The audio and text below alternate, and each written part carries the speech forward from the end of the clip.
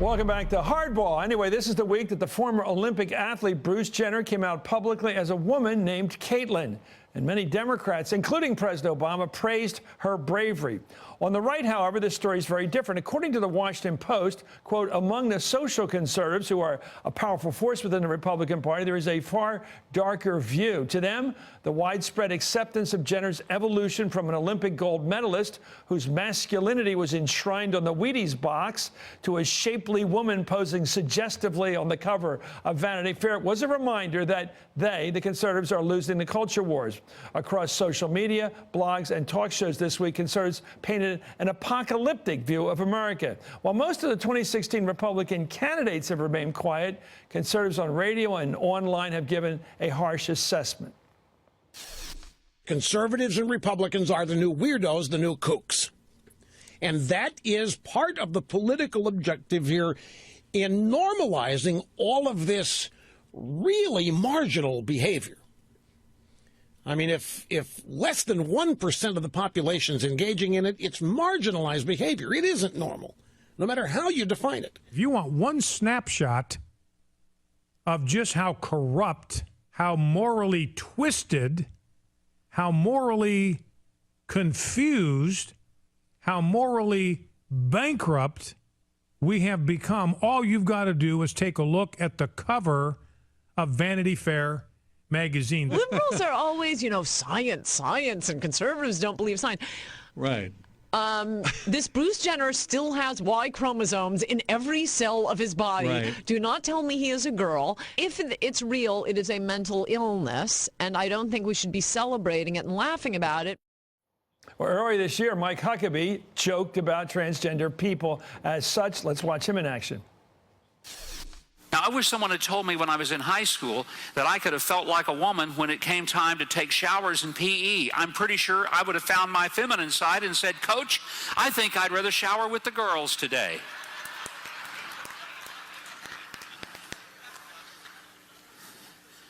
You're laughing because it sounds so ridiculous, doesn't it?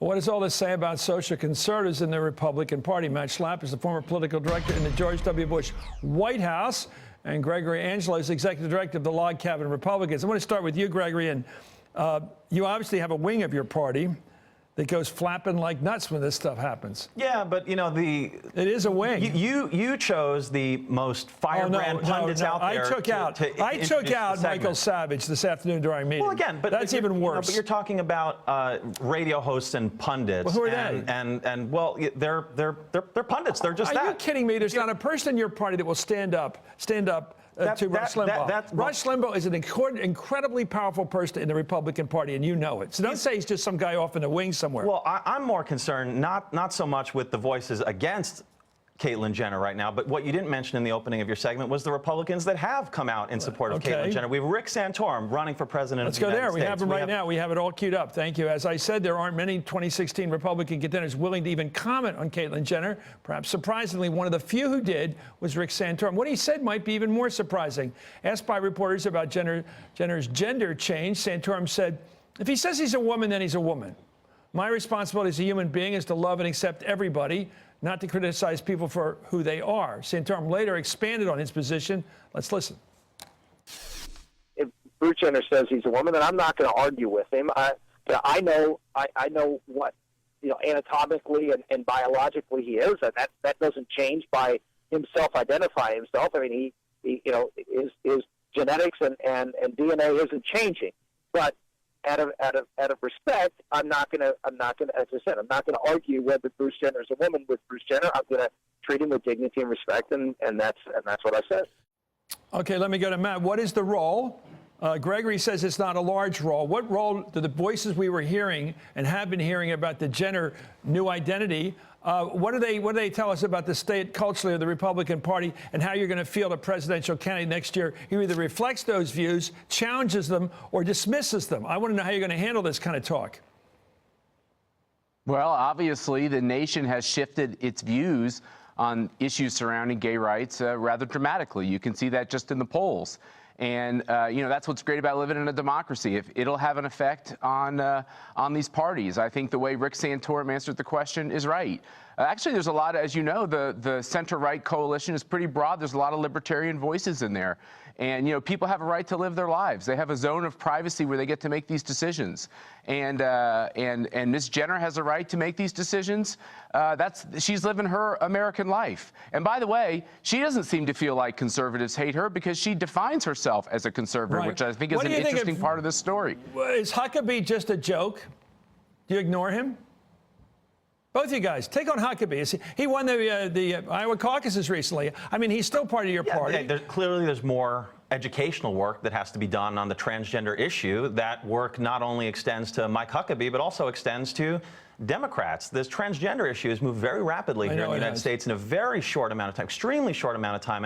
And I look at Caitlyn Jenner's coming out, and the voices that I heard were not only Rick Santorum's, but also Grover Norquist, but also Republican Congressman What'd Jason Grover have to say? He said that he met then Bruce Jenner at an event for Friends of Abe, which is the Hollywood secret group of Republican actors in Hollywood. And he said that he found Bruce Jenner to be a strong Reagan conservative and said, leave him alone. He famously Grover Norquist tweeted about that the night of the day after. Let him speak. Here's Jenner.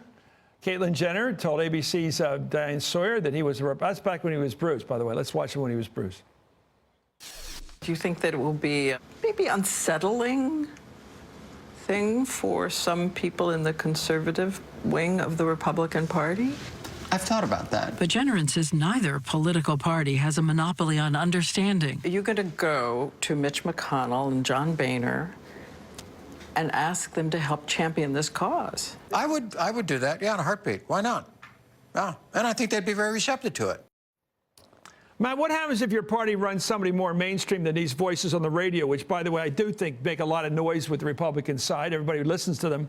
What happens if you have a Houston situation like you had in '92, where Pat Buchanan and the rest of them do this, and Dan Quayle's wife come out and give this strong Jeremiah against new things? How are you going to avoid that hurting your party like it did back in '92, which helped Clinton get elected?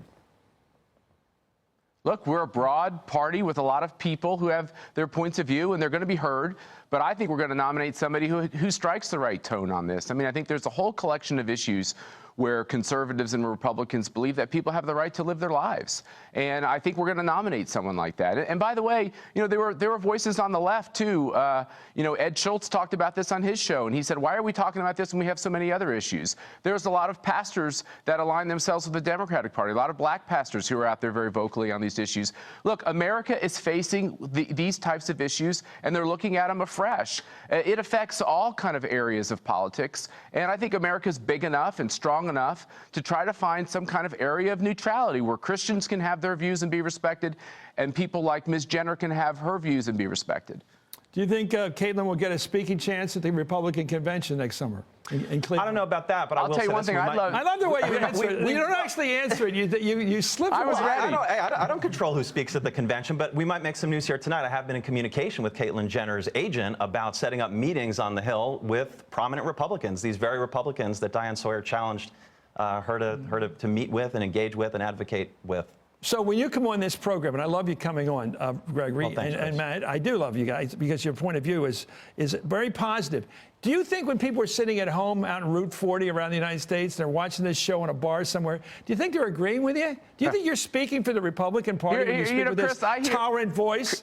Okay, you're jumping. Go ahead, Matt.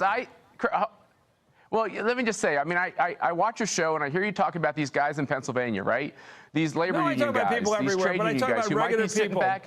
But, yeah, go ahead. Right, but they're sitting back and looking at this. And by the way, the whole question around someone being having trouble with their gender, I think is confusing for people who don't understand or don't have that problem. But then you take the next step and you say, shouldn't we be compassionate and understanding? I think there's a lot of Americans who are like that. I think it's wrong to assume that Republicans can't have that kind of view to say, look, I don't understand it in my own life, but the fact that she's making these decisions, she's got the right to do it. Well, that's great.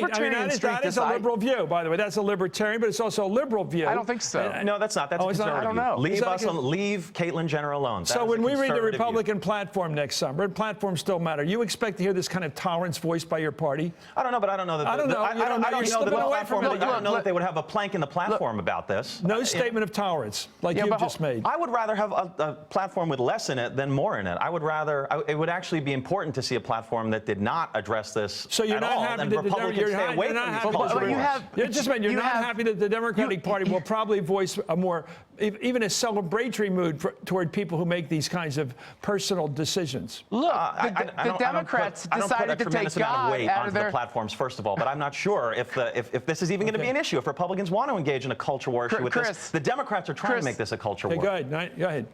Last word, Matt. The Democrats took the mention of God out of their platform. Talk about something that's extreme. I think that's something that goes a bridge too far. Yeah, Republicans, the platform is going to uphold traditional marriage, but they would be smart to understand and to reach out to all types of voters and tell them that they respect them and want their support.